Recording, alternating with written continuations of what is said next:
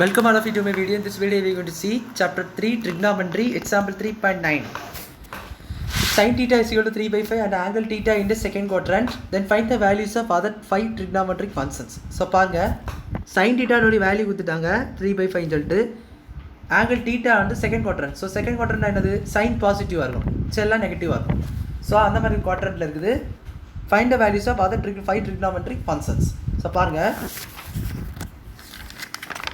உங்களுக்கு sin theta கொடுத்துட்டாங்க 3 by 5.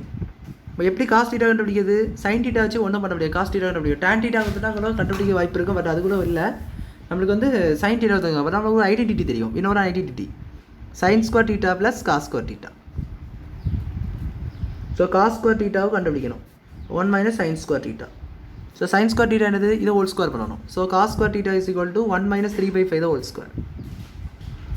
So that is nothing but 1 minus 9 by 25. So cos square theta is equal to 25 minus 9 by 25. This is 16 by 25. So root எடுத்தீங்கன்னா cos theta is equal to root of 16 by 25. இது என்ன ஆகும்னா 4 by 5 இதுவும் plus or minus 4 by 5. But நம்மளுக்கு என்ன சொல்லியிருந்தேன், cos வந்து second குவாட்ரண்ட்டில் நெகட்டிவ். ஸோ cos வந்து உங்களுக்கு நெகட்டிவில் பண்ணணும். So cos theta value minus 4 by 5 இதுதான். ஸோ சைன் கண்டுபிடிச்சிட்டோம், சைன் கொடுத்துட்டாங்க, காசை வச்சு கண்டுபிடிச்சிட்டோம். ஸோ இப்போ tan இதெல்லாம் கண்டுபிடிக்க ஈஸி. ஸோ tan என்னது sin theta by cos theta. Sine என்னது 3 by 5, cos வந்து minus 4 by 5. இந்த 5 அதாவது கேன்சல் ஆகிடும், 3 by minus 4. இதுதான் உங்களுக்கு tan theta. So cosecant theta சைனோட ரெசிபிகல். சைன் என்னது 3 by 5. ஸோ இது 5 by 3. secant theta காசோட ரெசிபிகல். காஸ் என்னது minus 4 by 5. ஸோ இது minus 5 by 4. and cot theta என்னது tan or reciprocal minus 4 by 3. So இதுதான் உங்களுக்கு which are the 5 ratios. So other